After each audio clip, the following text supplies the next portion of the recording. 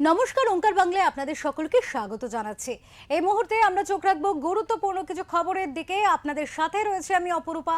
এই মুহূর্তের সময় নগর মহানগরে কি হয়েছে আজকে সারাদিনে নগর মহানগরে, চলুন দেখে নিই। ব্রিগেডের সভা থেকে প্রধানমন্ত্রীর ভাষণে মিলল না কোনো প্রতিশ্রুতি, না এলো নতুন কোনো চমক। কার্যত পুরনো অস্ত্রে পুনরায় শান দিলেন নরেন্দ্র মোদী। অথচ ভোটের আগে রাজ্যে এসে প্রধানমন্ত্রী কি বলেন তা নিয়ে রাজনৈতিক মহল থেকে শুরু করে সাধারণ ভোটারদের মধ্যে যথেষ্ট আগ্রহ ছিল। প্রধানমন্ত্রীর মুখে সে কথা শোনার জন্যই 2-2.5 লক্ষ মানুষ এসে হাজির হয়েছিলেন ব্রিগেডে। আর তাদের সামনে আক্ষরিক অর্থে তৃণমূল সরকারকে কাঠগড়ায় দাঁড় করিয়ে বিজেপির ভোট যুদ্ধের বিয়োগল বাজিয়ে গেলেন নরেন্দ্র মোদী। তবে এদিন সভা থেকে ফের বাংলায় পরিবর্তনের ডাক দিলেন তিনি। नए बंगाल की क्रांति का बिगुल बज गया है।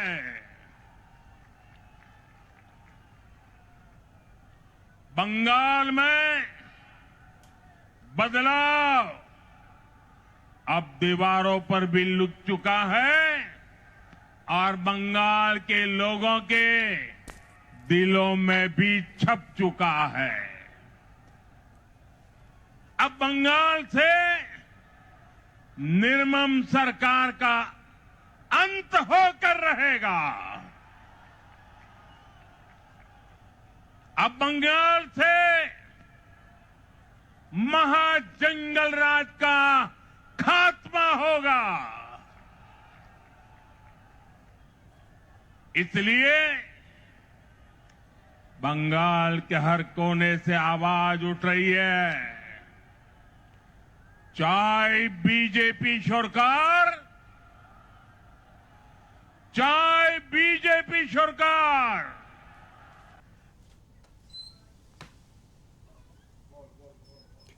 এই মুহূর্তে এই বিষয় নিয়ে কথা বলবো। আমাদের সাথে রয়েছেন আমাদের এডিটর ইন চিফ বিপ্লব দাস। কথা বলবো বিপ্লব দাসের সাথে, জানার চেষ্টা করব দাদা, আজকে নরেন্দ্র মোদী প্রধানমন্ত্রী তিনি আসবেন ব্রিগেডে, তিনি সভা করবেন এবং কোথাও গিয়ে নির্বাচনের প্রাক মুহূর্তে এই বিষয়ে কিন্তু বলা যেতে পারে বঙ্গ বিজেপি নেতৃত্বের একেবারে যথেষ্ট উদ্দীপনা দেখা গিয়েছিল, কারণ তারা কোথাও গিয়ে একটি দিশা পাবেন নির্বাচনের এরকম ভাবনা রেখেই কিন্তু তিনি এসেছিলেন।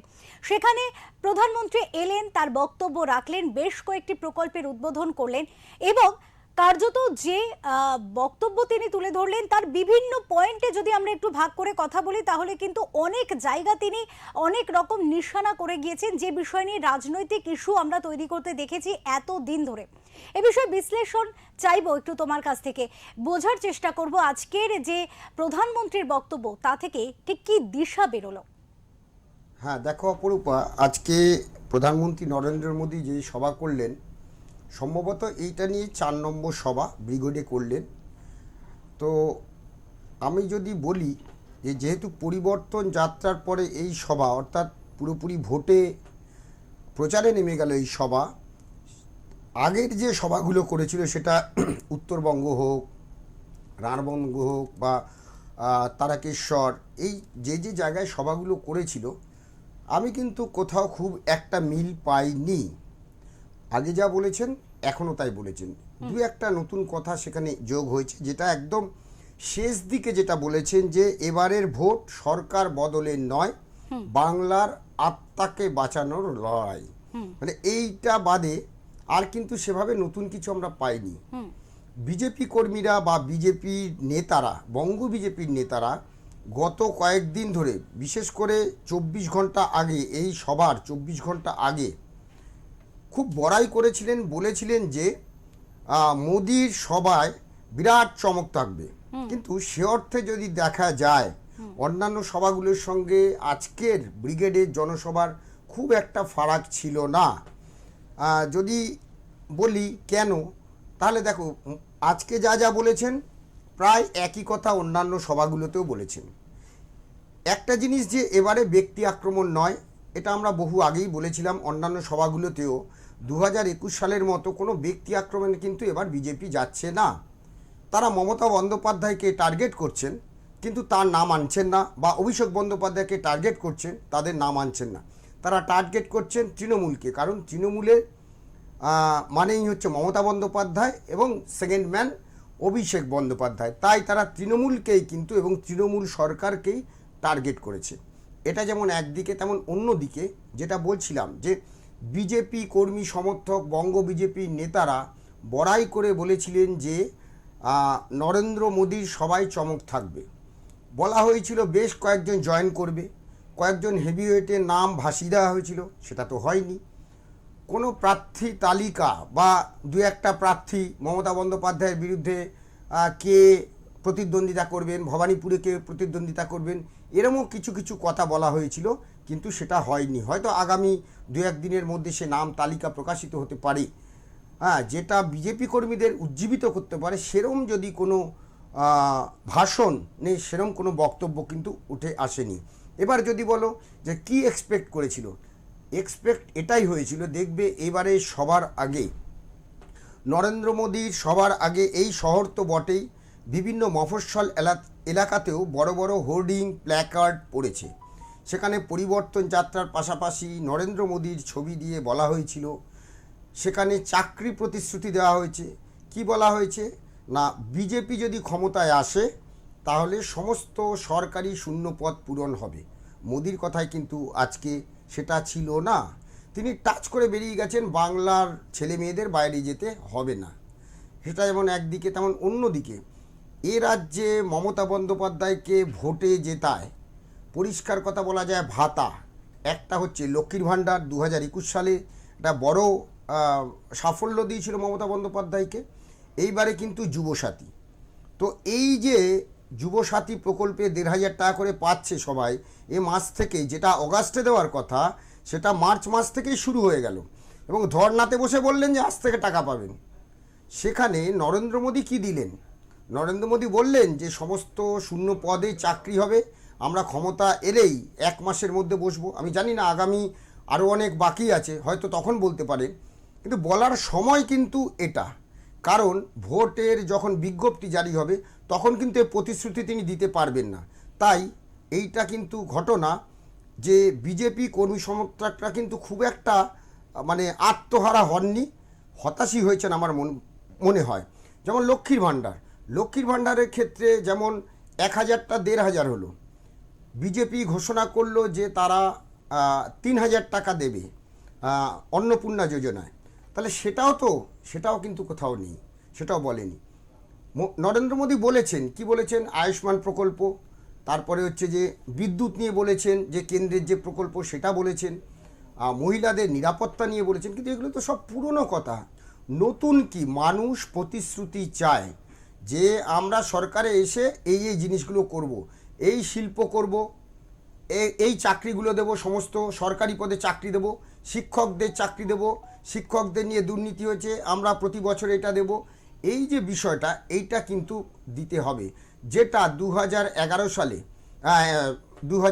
সালে মুখ্যমন্ত্রী মমতা বন্দ্যোপাধ্যায় যখন ক্ষমতায় আসার আগে তিনি যে আন্দোলনের ওপর নির্ভর করে ক্ষমতায় এসেছিলেন, সিঙ্গুর আন্দোলন, তিনি প্রতিশ্রুতি দিয়েছিলেন যে সিঙ্গুরে আমরা যদি ক্ষমতায় আসি প্রথম দিনই সিঙ্গুরে জমি ফিরিয়ে দেওয়া হবে চাষিদের। এবং মনে আছে 2011 সালের 20 মে প্রথম রাইটার্স বিল্ডিংয়ে মমতা বন্দ্যোপাধ্যায় সে প্রথম যে ফাইলটি সই করেছিলেন সেটি কিন্তু সিঙ্গুরের যে জমি, সেই জমি ফিরিয়ে দেওয়ার ফাইলে সই করেছিলেন। তো এই জায়গাটা থেকে বাংলায় যদি ক্ষমতায় আসতে হয়, মানুষ প্রতিশ্রুতি চায়, মানুষ নরেন্দ্র মোদীর থেকে এটাই জানতে চেয়েছিলেন। সেই চমক কিন্তু ছিল না অপরূপা।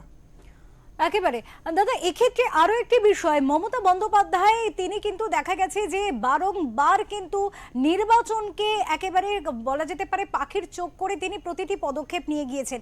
সেক্ষেত্রে এসআইআর এর ইস্যু নিয়ে মানুষের, সাধারণ মানুষকেই বার্তা দেয়া যে তাদের পাশে তিনি রয়েছেন, এবং ধর্ণা থেকে শুরু করে গ্যাসের দাম বেড়ে যাওয়ার থেকে শুরু করে এই সমস্ত বিষয়ে কিন্তু তিনি একেবারে সাধারণ মানুষের সাথে সংযোগ স্থাপনের চেষ্টা করে গিয়েছেন, যেটা নির্বাচনের আগে আমরা এর আগেও দেখেছি মমতা বন্দ্যোপাধ্যায় একটা জনসংযোগের উপর প্রচন্ড জোর দিতেন, এবং এবারেও কিন্তু তিনি সুকৌশলে এই বিষয়গুলো দেখে নিয়েছেন। সেখানে ব্রিগেডে এসে প্রধানমন্ত্রীর তরফ থেকে এই বিষয়গুলো নিয়ে অনেকাংশে চুপ থাকা বা অনেকাংশে এড়িয়ে যাওয়া, কোথাও গিয়ে কি একটা নির্বাচনের আগে ছন্দপতন হলো না? দেখো, এসআইআর নিয়ে যেটা হচ্ছে সেটা নিয়ে নরেন্দ্র মোদী বলেছেন যে এসআইআরকে বাধা দেওয়া হয়েছে, কিন্তু যেহেতু এখন এটা বলা যায় যে সাবজুডিস, প্রধানমন্ত্রী এই বিষয়টা খুব একটা এটা নিয়ে আক্রমণে যাননি।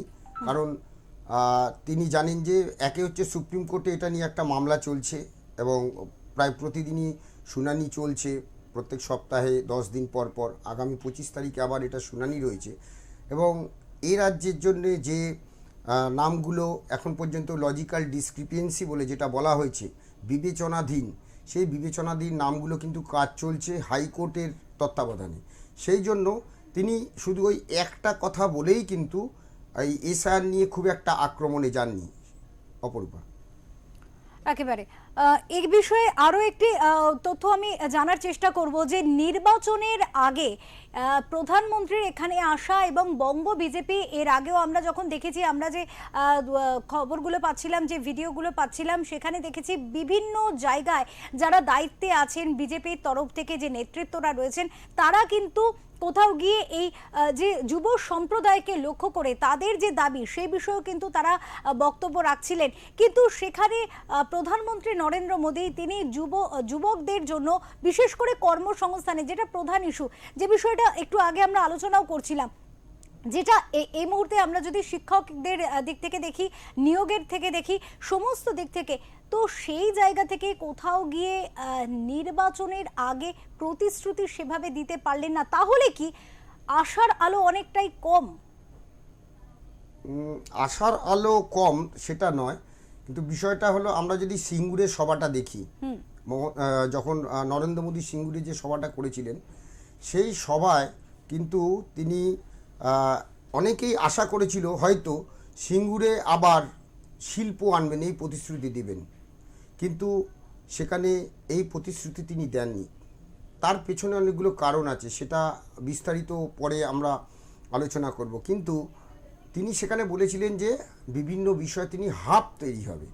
হ্যাঁ, তো সেটা আলু নিয়ে হতে পারে, ধনিয়াখালি শাড়ি হতে পারে, এরকম বিভিন্ন বিষয়ে তিনি বলেছিলেন হাব তৈরি হবে, কিন্তু প্রতিশ্রুতি দেননি যে ওখানে শিল্প হবে। তেমন আজকেও তাই বললাম যে মানুষ না কিছুটা প্রতিশ্রুতি আশা করেছিল, তিনি অন্তত এইটা বলতে পারতেন যেটা আমরা বিভিন্ন হোর্ডিংগুলোই দেখতে পাচ্ছিলাম, যে চাকরি প্রতিশ্রুতি, বিজেপি এলে এই চাকরি দেওয়া হবে। হ্যাঁ, এই বিষয়গুলোর উপর হয়তো একটু জোর দিলে হয়তো বাংলার মানুষ আরেকটু ভরসা পেত বা বিজেপি কর্মীরা আরও একটু উজ্জীবিত হতেন।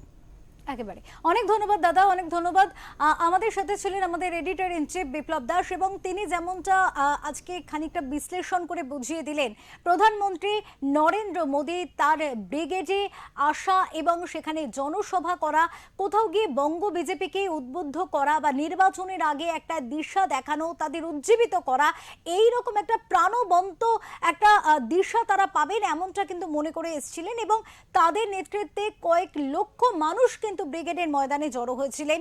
প্রধানমন্ত্রী কি বার্তা দেন, বাংলার জন্য তিনি কি ভাবছেন, বাংলায় যদি তৃণমূল সরকারের ব্যতি রেখে যদি বিজেপি সরকার আসে, তাহলে বিজেপি মানুষের জন্য কি করবে, বিজেপি সরকার মানুষের জন্য কি করবে, এই সমস্ত বিষয় জানার জন্য কিন্তু আজকের এই ব্রিগেডের জনসভা অত্যন্ত গুরুত্বপূর্ণ ছিল, যেদিকে কিন্তু প্রত্যেকের নজর ছিল, সমগ্র রাজনৈতিক মহল থেকে শুরু করে সাধারণ মানুষের নজর ছিল। কিন্তু কার্যত কোথাও গিয়ে প্রধানমন্ত্রী তিনি একেবারে গথে বাঁধা তার বক্তব্য শেষ করে চলে গেলেন। কার্যত এটা কতটা নির্বাচনে বঙ্গ বিজেপির অক্সিজেন যোগাবে, নাকি কোথাও গিয়ে একটু ছন্দপতন ঘটাবে, সেটা তো সময় বলবে।